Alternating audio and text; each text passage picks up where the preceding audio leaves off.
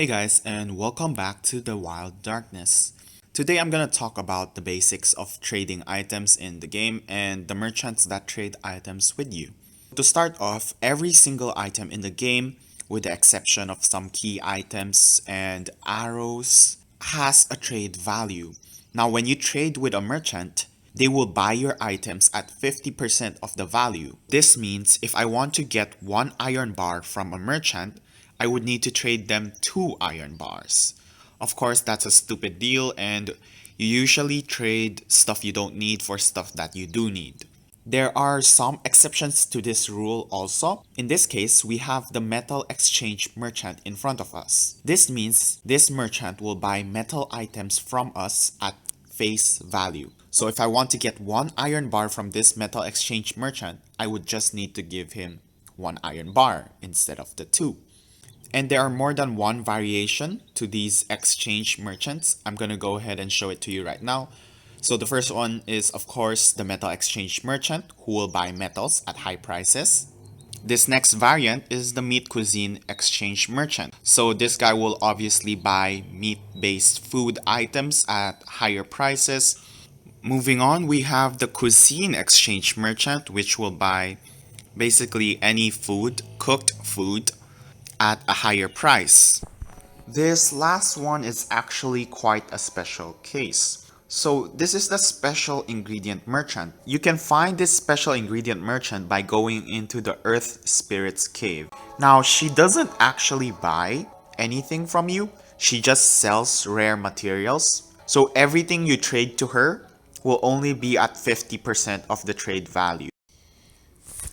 Anyway, those are all of the variants of the exchange merchants. But wait, if you look at the map, you'll see that there's more than 3 traders in the entire map. There's actually 5 plus the one that's in the Earth Spirit's cave. So there's 6 traders across the map. Why are there only 3 variants? It's because some of the variants can repeat and they don't always appear at the same place as the same variant. So you might find the cuisine merchant early on in the game, or you might find the metal exchange merchant early on in the game. It's really down to random generation. Another thing I want to cover in this video is, you see, whenever you want to progress in this game, there's a period of time where you just have to cut bushes and cut down trees to kind of farm for levels and resources. And we always end up with so much bushes. And it was brought to my attention that someone was making lassos to trade. And I thought to myself, which form of the bush has the most trade value? Is it just the ordinary bush? Or is it the rope? Is it the lasso? Or is it the straw sleep? Because these are all items that can be made with just the bush and the crafting tables alone. So I went ahead, I got 200 bushes, 100 rope, 40 lassos, and 200 straw sleeping bags. And I'm gonna go ahead and conduct an experiment. So the first thing I'm gonna do is get rid of everything but the crest of transcendence. The crest of transcendence will be our constant in this little experiment. Hopefully this will be enough for us to actually trade for a single crest of transcendence.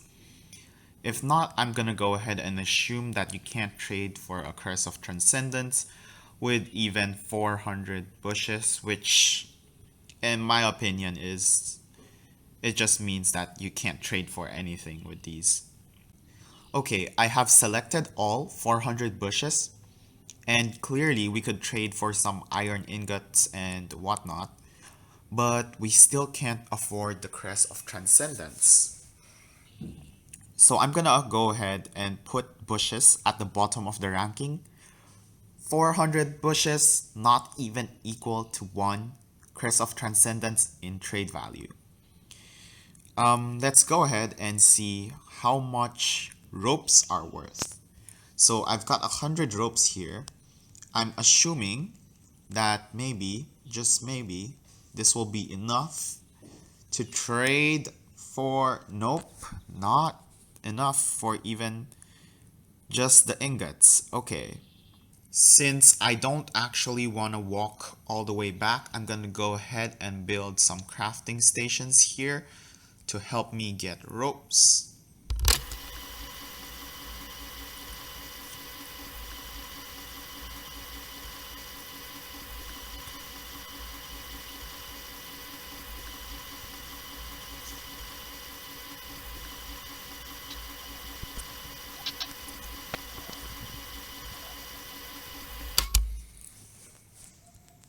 Alright, I got 200 pieces of rope here. Hopefully this will be enough for us to actually trade for a Crest of Transcendence. Now the reason why I'm actually doing this is because whenever you trade a stack of items, it gets a little wonky and doesn't always confirm the entire stack for some reason. So I just want to make sure that it is in fact harder, or it is in fact not worth as much as it seems. Okay, so I have all 200 ropes selected. This is about 400 bushes also. And it seems like we still can't trade for the Crest of Transcendence. I'm gonna go ahead and assume that this means 200 ropes is also not equal to a single Crest of Transcendence. For our next one, I'm gonna go ahead and use the straw sleeping bags. I have 200 here. Hopefully 200 will be enough to at least trade for something. This is also a no. Alright, now we also have 400 straw sleeping bags. I just want to actually make sure that an entire bag of 20 slots can't even trade, or cannot trade for a single Crest of Transcendence. This is getting a little ridiculous because I expected them to be worth something. At the very least, come on. So 400 straw sleeping bags are even worse than 400 bushes. It does make sense since you need 2 bushes to make 5 straw sleeping bag. Our last hope is of course the lasso. Whoops. Clearly,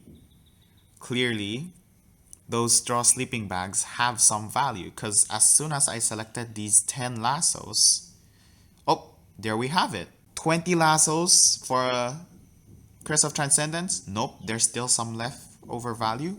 Let's go ahead and pick that up. We just used 12 lassos to exchange for 1 Crest of Transcendence. Each lasso takes 2 pieces of rope to make, and each piece of rope takes 2 bushes to make. So this means we effectively exchanged 48 bushes for a Crest of Transcendence. Well, I guess there you have it. If you ever have too much bushes to get rid of, the lasso is the best variant of the bushes because it gives the most value. I guess that's it. The lasso is the best variant of the bushes, and I will try this with branches and logs also. But I did this with bushes first because it's simply the most useless item in the entire game. Not the most useless, but the most common item in the entire game, where you can get a crap ton of from passively farming. Yeah, and till next time.